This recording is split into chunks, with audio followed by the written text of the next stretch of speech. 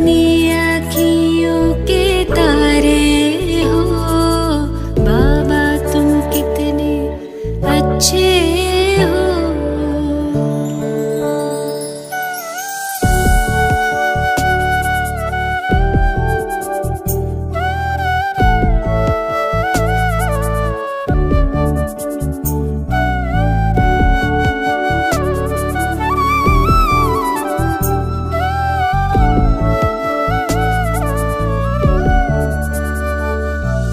दिल तख्त पे हमें बिठाया है, मस्तक मणि बनाया है, गुण ज्ञान खजाने दे करके हमें सबसे धनी बनाया है। रत्नों की थालियां भर भर के आंचल भर दिए हमारे हो बाबा, तुम कितने अच्छे हो।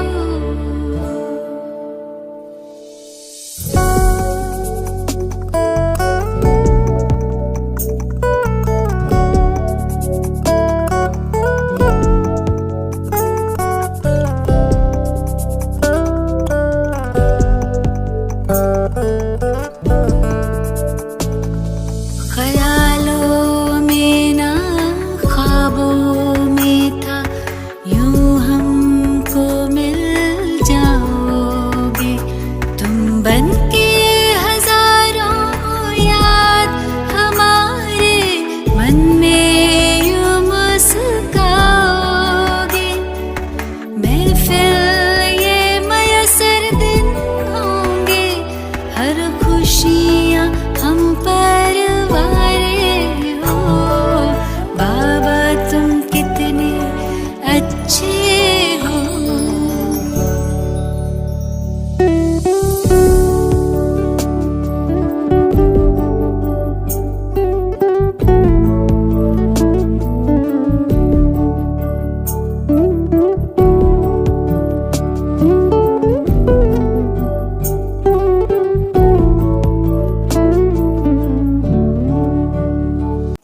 ओम शांति। Good morning.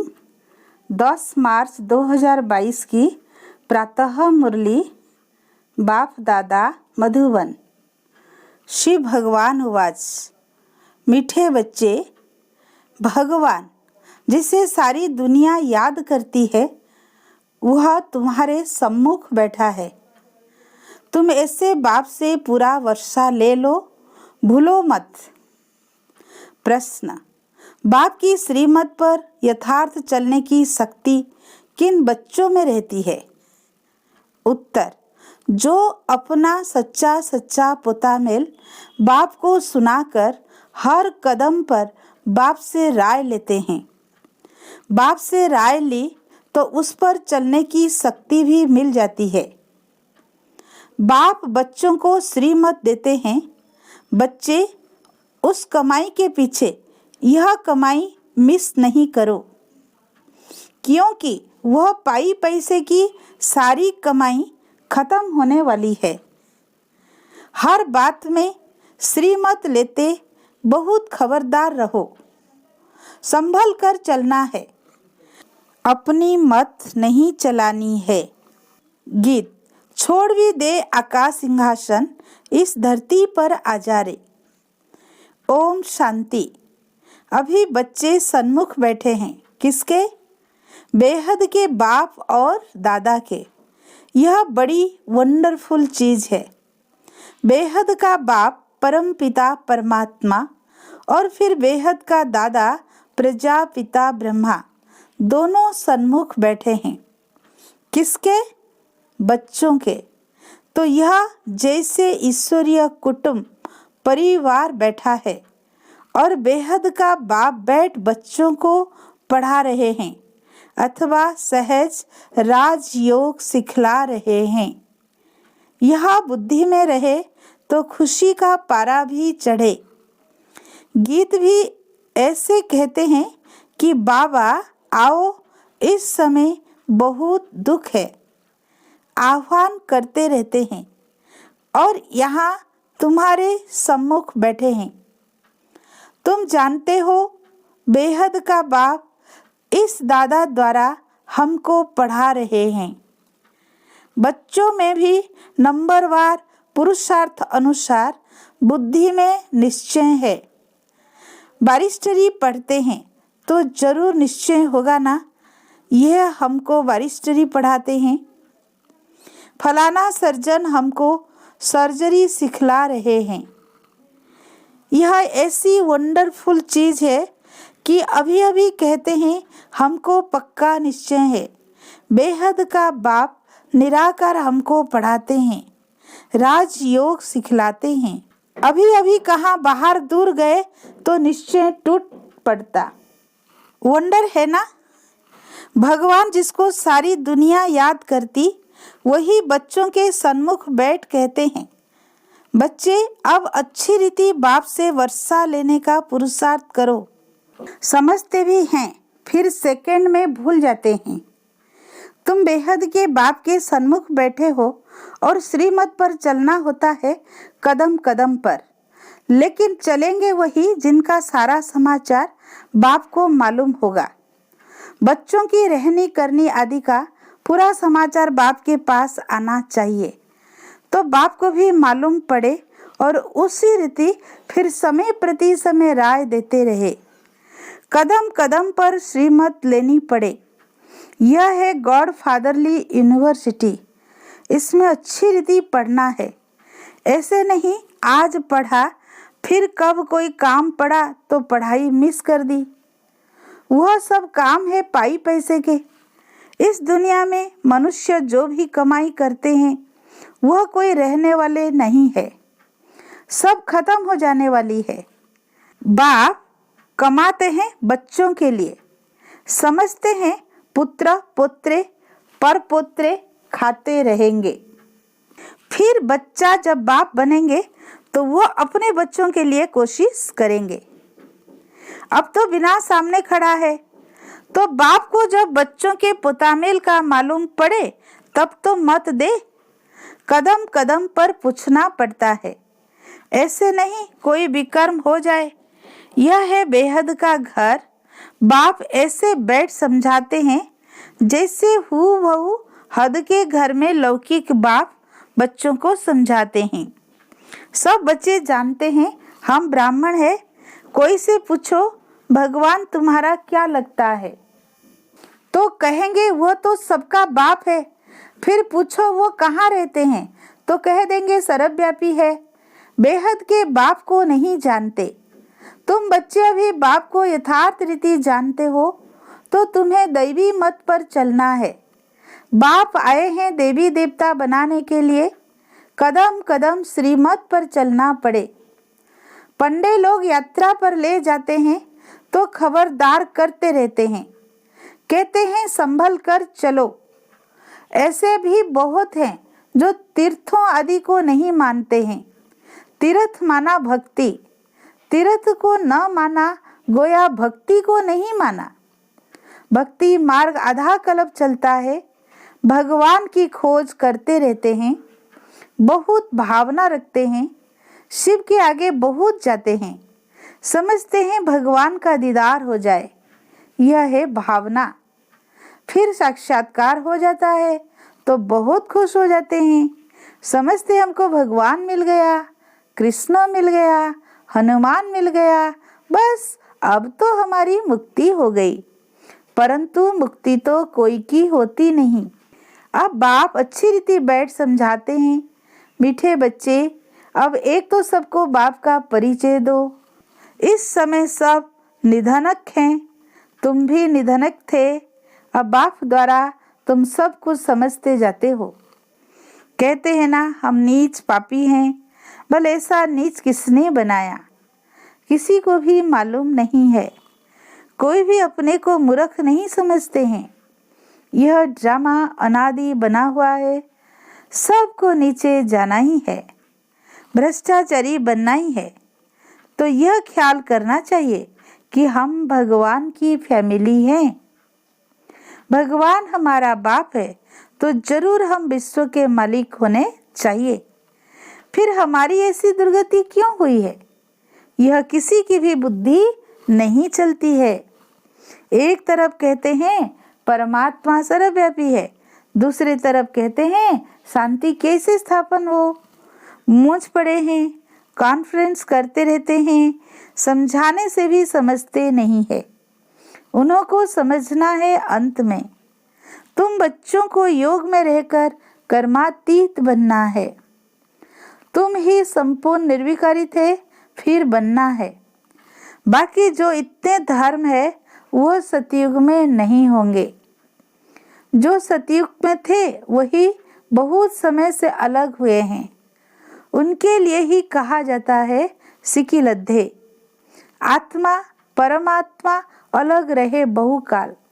कौन सी आत्माएं पहले पहले परम धाम से आई यहाँ पाठ बजाने? पहले पहले आती है देवी देवता धर्म की आत्माएं पाठ बजाने। उन्हों को ही अपने धर्म में लाना होगा।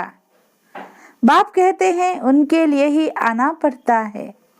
साथ में सबके लिए भी जरूर आना पड़े, क्योंकि सबको मुक्ति देनी है। अब देवता धर्म है नहीं, उनका ही सैपलिंग लगना है। कोई किस धर्म में कोई किस धर्म में चले गए हैं, वही निकल पड़ते हैं। यह धर्म की स्थापना कितनी वंडरफुल है।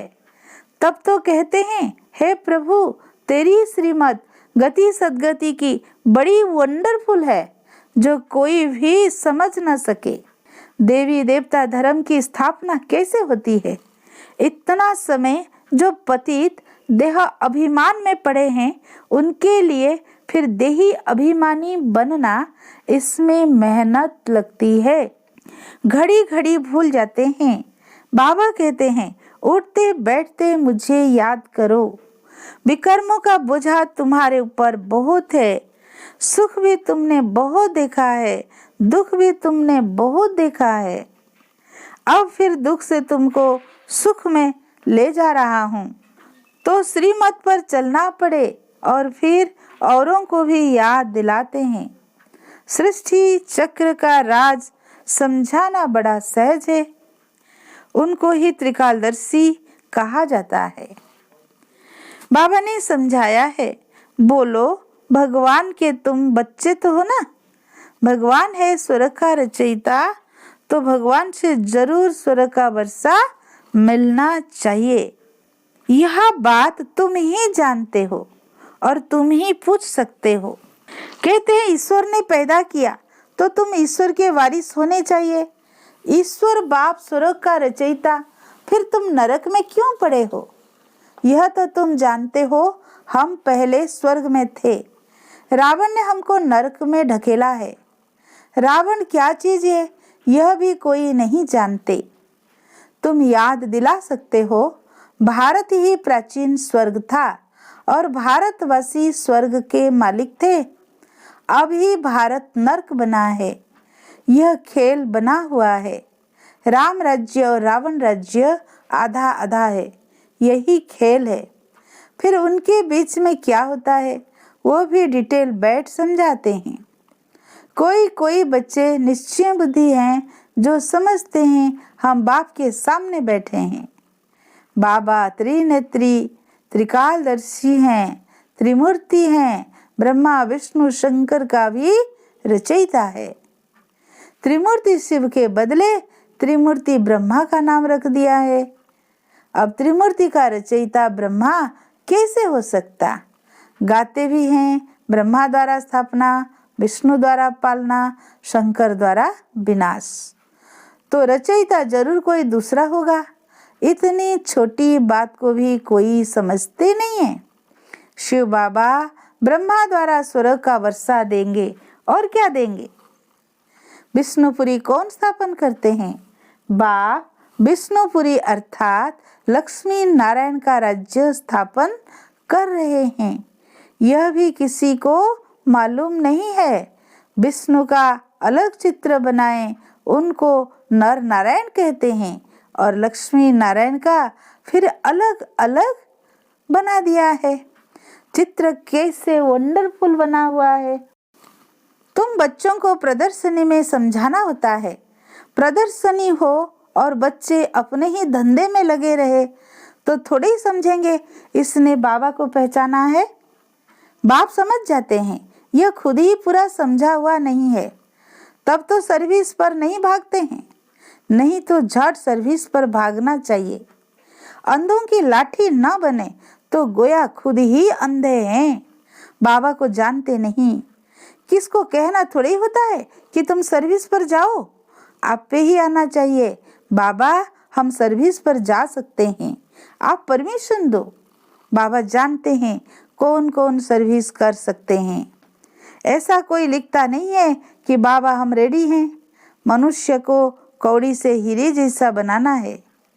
अगर 10, 20, 50 रुपया नहीं कमाया तो क्या हुआ, बहुतों का कल्याण करना है, परंतु पूरी पहचान नहीं। कोटों में कोई जानते हैं, हमारे पास भी थोड़े बच्चे हैं सर्विसेबल, जिसको टेलीग्राम करके बुलाना पड़ता है। आप ही नहीं कहते कि बाबा हम तैयार है। बाबा देखते हैं किसको सर्विस का शौक है। मनुष्य जो जानवर मिसल बन पड़े हैं उनको देवता बनाना है। तुम बच्चों को निरहंकारी बनना है। हेड में तो बड़ी नम्रता चाहिए। बाप कितना निरहंकारी है। कोई कोई बच्चों में बहुत अहंकार है। जैसा कर्म मैं करूंगी मुझे देख और भी करेंगे, उसका दंड उनकी अवस्था गिर पड़ेगी। बाबा कहते हैं बच्चे तुम्हें सब कुछ अपने हाथ से करना है। बाबा कैसे साधारण रीति से पढ़ाते हैं। मनुष्य तो समझते हैं वह सर्वशक्तिमान है, क्या नहीं कर सकते हैं, परंतु बाबा कहते हैं मुझे तो सर्वेंट बनकर आना पड़ता है। कहते भी हैं हे ज्ञान के सागर पतित पावन आओ, सुख के सागर आओ, आकर हम पतितों को पावन बनाओ। बाप को आकर ऐसी सर्विस करनी पड़ती है। कहाँ आकर रहना पड़ता है, कैसे कैसे बिगना पड़ते हैं। लाखा भवन को आग लगाते थे, सभी प्रैक्टिकल में यहाँ हो रहा है। बाबा तो सारे पाठ को जानते हैं, हम नहीं जानते। बाबा कहते हैं मुझे आना पड़ता है। भगवान खुद कहते हैं मुझे गाली खानी पड़ती है। सबसे जास्ती गाली मैं ही खाता हूँ। भक्ति मार्ग में भी गाली ही देते हैं। 3 पैर पृथ्वी के भी नहीं मिलते, फिर भी कितना निरहंकारी पने से पाठ बजा रहे हैं। मम्मा बाबा बच्चों को सिखलाने के लिए सब कुछ करते हैं। कितना नीचे उतरना पड़ता है, पतितों को पावन बनाना है। मूत पलित कपड़ों को धोना है तो धोबी भी हैं, सोनार भी हैं, सबको गला गला कर सच्चा सोना बनाते हैं। अच्छा मीठे मीठे सिकी लधे बच्चों प्रति माता पिता बाप दादा का याद प्यार और गुड मॉर्निंग। रूहानी बाप की रूहानी बच्चों को नमस्ते। हम रूहानी बच्चों की रूहानी बाप दादा को याद प्यार गुड मॉर्निंग नमस्ते नमस्ते। प्यारे बाप दादा को शुक्रिया शुक्रिया शुक्रिया। धारणा के लिए मुख्य सार। पहला पॉइंट, बाप समान निरहंकारी नम्र चित बनना है। अपनी सेवा अपने हाथ से करनी है। किसी भी बात में अहंकार नहीं दिखाना है। सेकंड पॉइंट, सर्विस के लिए सदा तैयार रहना है। सर्विस के लिए स्वयं को आपे ही ऑफर करना है। कौड़ी जैसे मनुष्यों को हीरे जैसा बनाने की सेवा करनी है। आज का वरदान, संपन्नता के आधार पर संतुष्टता का अनुभव करने वाले सदा तृप्त आत्मा भव। जो सदा भरपूर व संपन्न होते हैं वे तृप्त होते हैं। चाहे कोई कितना भी असंतुष्ट करने की परिस्थितियां उनके आगे लाए, लेकिन संपन्न तृप्त आत्मा इमा असंतुष्ट करने वाले को भी संतुष्टता का गुण सहयोग के रूप में देगी। ऐसी आत्मा ही रहमदिल बन शुभ भावना और शुभ कामना द्वारा उनको भी परिवर्तन करने का प्रयत्न करेगी। रूहानी रॉयल आत्मा का यही श्रेष्ठ कर्म है। स्लोगन: याद और सेवा का डबल लक लगाओ तो माया आ नहीं सकती। अच्छा, ओम शांति।